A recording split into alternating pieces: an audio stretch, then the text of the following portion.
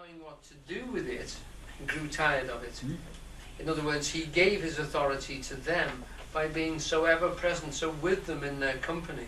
They didn't know what to do with this king who was always there, always present, but not taking the helm, not directing, but just there. But interestingly enough, in view of what we have observed of the audience's sympathy with Falstaff as against King Henry, a similar sympathy falls upon Richard as against Bolingbroke. It is, as in 1066 and all that, a case of wrong but romantic and right but repulsive. Does everybody remember 1066? Yes. Okay. Well, that quote is about the Cavaliers who were wrong but romantic and the Rackheads who were right but repulsive. It's a beautifully written book and it's well worth reading again. The natural sympathy of fallen man is with the fallen, that is, with himself.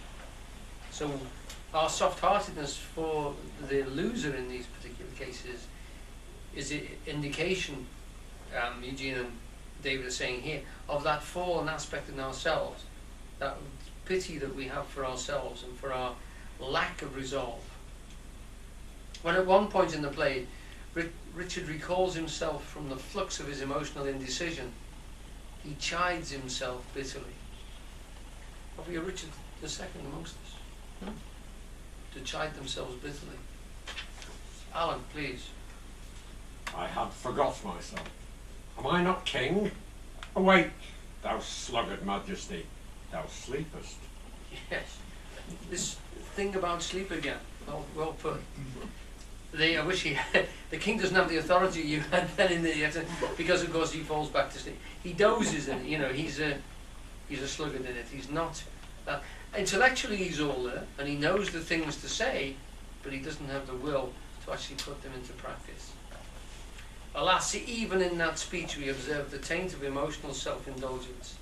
And in any case, here we have the fault entire. I had forgot myself. When we send our energy of interest out to fasten on some object from which it does not return, because we have not ordered it to do so, that energy is lost to us. I'm going to read that again because it's very important in terms of consciousness. Okay? When we send our energy of interest out to fasten on some object from which it does not return, because we have not ordered it to do so, that energy is lost to us. Now those of us who study Eugene's stuff know that the seminal work is reflexive self-consciousness, and that reflection is the bringing back of the energy you put into a situation. It feeds you back, that feedback system of putting yourself consciously into a situation and coming back. Let's do it, okay? Always well worth doing this as an exercise. If you will, just gather yourself together. I'm going to put a dot on the paper. Can everybody see that dot? Yes. Yeah, anyone not see it? Good. Just look at the dot if you would. And I want you to see and to recognize what it is. Now, as you're looking, notice that it feels to you as if there's an I-beam. The ancients would call it an I-beam. It feels as if there's something going from you into the dot. Is that right? Okay? Now you're allowed to nod and shake your head. Okay? Right. Now, first of all, the place you're looking for in yoga is called the Ajna Center, the center of actively knowing, Ajna, active knowledge.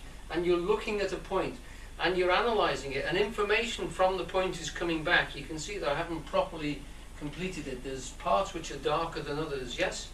Yeah. Okay, now that's coming back to you as information. Feel the return of the information into that deliberate center in yourself, yeah? That's the flexing back of the information. Now withdraw your energy back to the place that you sent it from. Now in yoga they would say that that's probably between the eyes and about an inch back. Does that feel right to you? Between an inch is the width of your thumb. For those of us who don't remember it, Peter. Okay? Right, now just do it one more time before we discuss it. Go from you into the object, examine it as closely as you can, and feel that return back to the place that you're looking from. Okay, now it is the self, consciousness itself, which is looking at that point. Return to the self and feel the place you're looking from as a feeling. Okay, now relax. Okay. That's the process which Eugene says is the one which revivifies consciousness in you, and you should do that as often as you possibly can with any subject that you find yourself engaged with.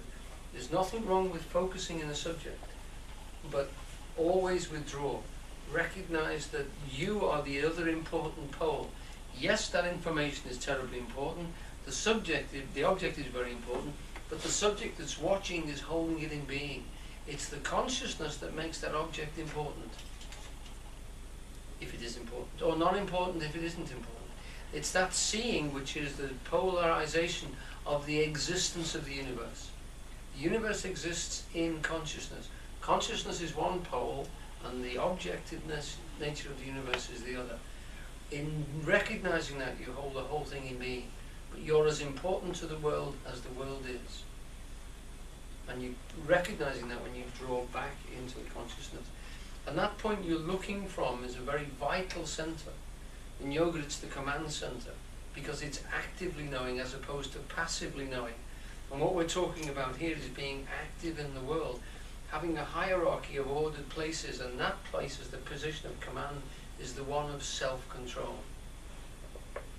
So much so that the yogis would say that if you lose that focus there, and it's a good one to do in conversation, when you're talking to people, if you allow yourself to get a bit dull, as I do, you watch their attention fall from you. You've done it. You're talking to them, and you see they sort of glaze over.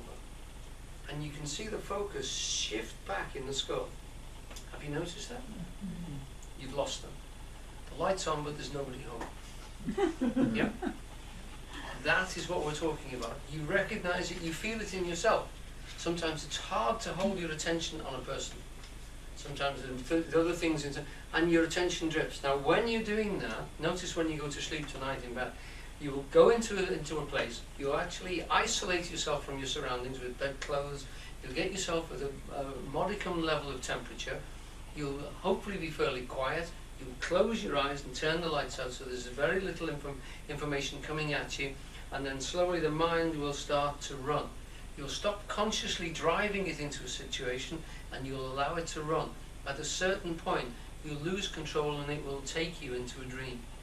Now that process of losing, you're slipping back away from that conscious center into an unconscious center, and you're doing it, if you can actually watch it, you can do it deliberately up to a certain point, and then you blend into the dream. Now it's called lucid dreaming if you can actually go right back into that dream and remain conscious. And several notable books will try and teach you how to do that. But the process itself of recognizing that center and holding yourself in focus is very important in everyday life. Whenever you notice yourself engrossed in anything, pull back and say, what is it that's engrossed in it? What is the me that's engrossed in this? It's not an idea, it's a distinct feeling.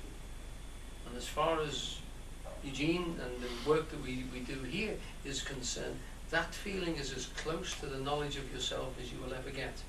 You'll never get an idea that encapsulates you completely. That feeling encapsulates you completely. It's that which makes you aware of all your thought processes and all your feeling centers and your bodily centers as well. And as long as that consciousness is involved, when you're thinking, when you're feeling, or whether you're doing something, you're a conscious and deliberate being in that place. And that's the way to develop. This is what Eugene taught us to do. And so it's not the necessary importance of what you do as so much as the how you do it. And that's how you do it. That's the exercise he gives us. And it's embedded here within this book. And several times in Shakespeare, he says the eye sees not itself but by reflection, which is the whole point. You know, you cannot see yourself except in the things that you do in the world, but you keep pulling back and recognizing that this end here is the consciousness which is driving the process.